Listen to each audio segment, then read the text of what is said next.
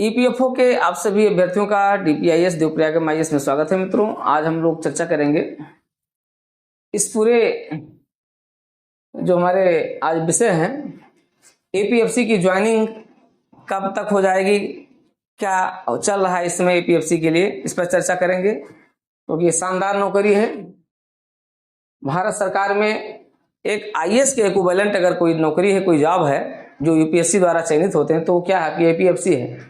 इस पर आज चर्चा करेंगे इस समय क्या चल रहा है। रिजल्ट आया है, शानदार परिणाम भी आया और हमारे यहाँ से 23 स्टूडेंट चयनित भी हुए हैं। 23 स्टूडेंट का चयन हुआ है, शानदार चयन रहा है। ईओएओ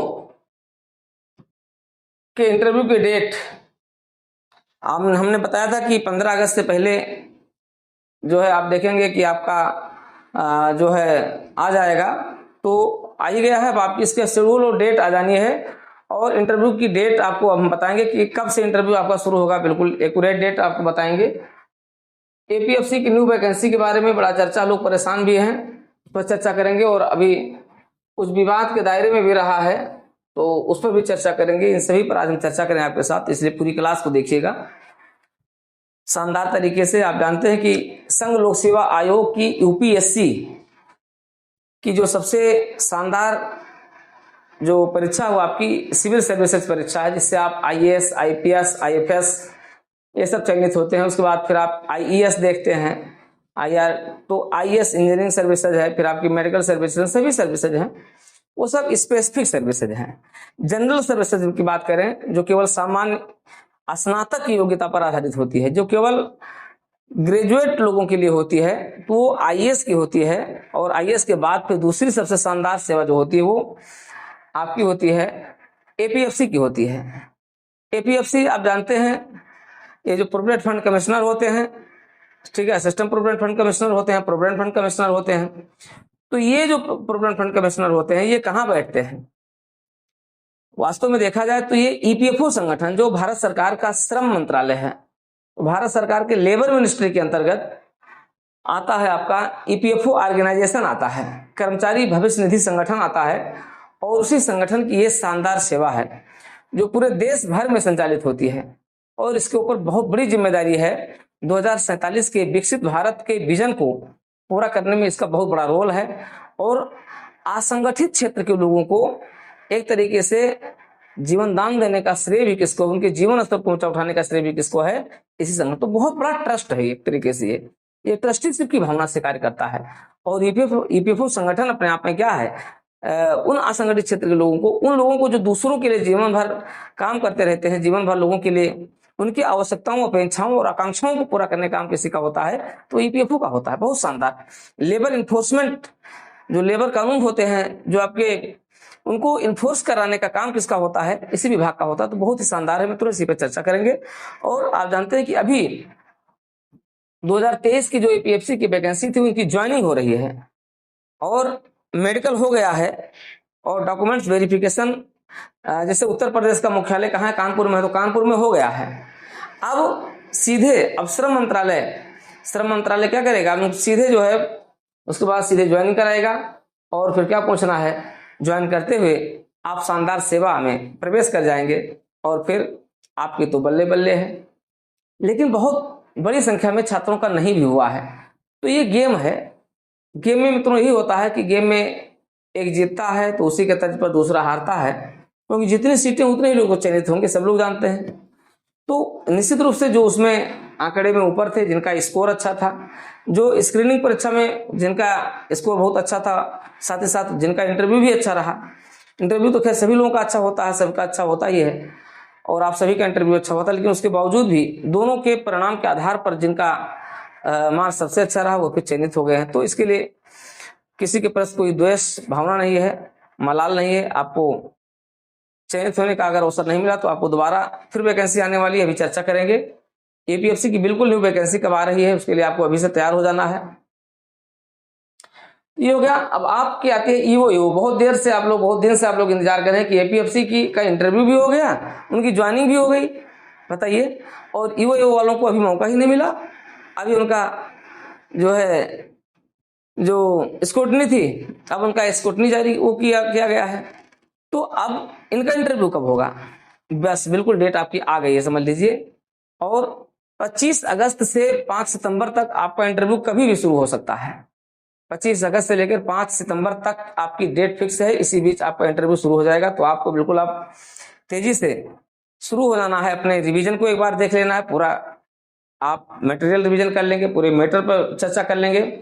और मित्रों इसका हम फिर एक रिवीजन क्लास शुरू कर दे रहे हैं, आज से ही रिवीजन क्लास शुरू हो जा रही है। और सभी करंट के जितने इशूज हैं, इस बीच बहुत बड़े बड़े इशूज हैं, आपका बांग्लादेश का इशूज है उस पर चर्चा करेंगे हम, और आपके जो मध्य एशिया के जो आपके जो है पश्चिमी एशिया के जो इशूज हैं, ठीक है, उस पर लगातार क्वेश्चन पूछा गया, हमारे पास है भी, जो भी क्वेश्चन पूछे गए उन पर चर्चा करेंगे।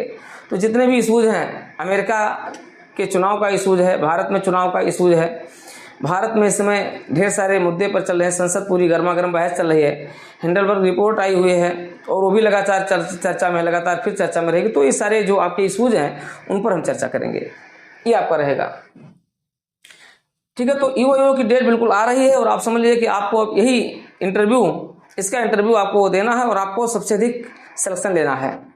और आप जानते हैं कि शानदार रहा है, लगभग हर क्वेश्चन जितना पढ़ाया गया है हमारे नोट से लगभग क्वेश्चन पूछे गए हैं। और ईओ में भी आपको मैं जितना बताऊंगा वहां से मैक्सिमम क्वेश्चन पूछे जाएंगे। केवल मार्क इंटरव्यू नहीं, मार्क इंटरव्यू सब लेते हैं, हम पढ़ा देते हैं, मार्क इंटरव्यू दुनिया ले, लेकिन पढ़ाया हुआ हमारा ही आता है। पढ़ो यहीं से, सिलेक्शन भी यहीं से। तो आप ये देखोगे कि हमारे पढ़ाए हुए में से ही आप जहां जहां जाते हैं मार्क इंटरव्यू देने, वहां उसी प्रश्न का उत्तर आप वहां दे करके आते हैं और यही उत्तर आप जाकर के आयोग में देकर के आते हैं। चाहे आपका संघ लोक सेवा आयोग हो, चाहे आपके विभिन्न राज्यों के लगभग 10 से अधिक राज्यों के लोक सेवा आयोगों में हमारे अभ्यर्थी जाकर के सेलेक्ट होकर के आए हैं। तो ये सभी आयोगों का जो प्रतिफल है आपके लिए हमारी जो स्ट्रेटजी, उसी स्ट्रेटजी पर आधारित रहता है। आप ईओ में भी आप शानदार सफलता प्राप्त करेंगे। लेकिन आइए तत्काल जुड़िए और इस क्लास की शुरुआत कर दीजिए। मार्क इंटरव्यू रहेगा प्लस क्लास रहेगी, दोनों रहेगा। तो इसके बारे में डिटेल अब चर्चा करेंगे, हम एक एक क्लास आपसे लेंगे, आपकी लेंगे और आप उसको जरूर देख लीजिएगा, पूरी क्लास से जुड़िएगा। लेकिन DPIS यूट्यूब चैनल को जरूर सब्सक्राइब करके जुड़े रहिएगा, क्योंकि वहीं पर आपको सारी क्लास मिलती रहेगी।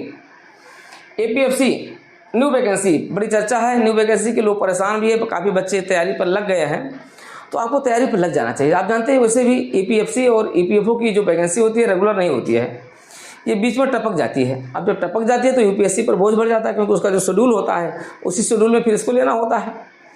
तो इसका जो शेड्यूल है अगर आप देखोगे तो 2024 में नहीं है, 2025 में इसकी वैकेंसी आ रही है। 2023 की 24 में कंप्लीट हो रही, 25 में इसकी वैकेंसी आ रही है। 25 में आपकी फरवरी में वैकेंसी आएगी इसकी, 100% आपकी फरवरी में वैकेंसी आएगी। तो आपके पास अपॉर्चुनिटी ये रहेगी कि आप तैयार कर लें। जैसे अगस्त आपका बीत रहा है तो अगस्त, सितंबर, अक्टूबर, नवंबर, दिसंबर, मतलब आपके पास 4-5 महीने का, 6 महीने का समय होगा। तो आप मान करके चलिए कि APFC की नई वैकेंसी को आप 2025 में क्लियर करेंगे। 2025 आपके लिए अपॉर्चुनिटी भरा होगा और ये 2025 आप पूरा क्लियर ही कर ले जाएंगे। अच्छी वैकेंसी आ रही है, वैकेंट सीटें भी काफ़ी हैं, तो काफ़ी लोगों का प्रमोशन भी हो जा रहा है, काफ़ी लोग रिटायर हो रहे हैं, तो काफ़ी सीटें इसमें वैकेंट हो गई है। और वो भी EPFO ने अपना विजन 2047 जारी किया, तो एक बड़ी संख्या में वैकेंसी निकाल रहा है। विवाद की बात करें तो अब तो कोई परीक्षा है ही नहीं जो विवादों से परे हो। यहाँ तक कि सिविल सर्विसेज में भी लोग विवाद करने लगे हैं। अभी आपने देखा है कि CSET को लेकर के उस पर कितना विवाद हुआ था। तो विवाद तो सारी परीक्षाओं का एक तरीके से मूल बन गया है। APFC भी इसी का हो रहा है, वो लगातार विवाद चल रहा है, अभी भी चल रहा है। लोग हाई कोर्ट भी गए हैं, सुप्रीम कोर्ट भी लोग जा रहे हैं। लेकिन मित्रों ये ठीक है, विवाद पर आपके अपने ऑब्जेक्शन है, लेकिन प्रश्न उठता है कि आपने अभी तक ऑब्जेक्शन क्यों नहीं लगाया। शायद यही इसका एक बड़ा वो रहा होगा। आप लोग जिस तरीके की बातें करते हैं सही है, आपको अपने पढ़ाई पर लग जाना चाहिए, पढ़ाई पर लगिए। और कुछ कमियां हो सकता है अपने में रही हूँ या जो भी रहा है, फिलहाल अब ज्वाइनिंग इनकी हो गई है और ज्वाइनिंग भी हो जाएगी। तो विवाद होता रहता है, विवाद चलता रहता है, लेकिन संवाद और विवाद दोनों को चलाए रहते रहना चाहिए। तो फिलहाल आज की क्लास में इतना ही, और अब हम रेगुलर क्लास शुरू कर दे रहे हैं। EO का इंटरव्यू जो हमारा है रेगुलर शुरू हो रहा है, तो ये आपके लिए वेरी इंपॉर्टेंट है।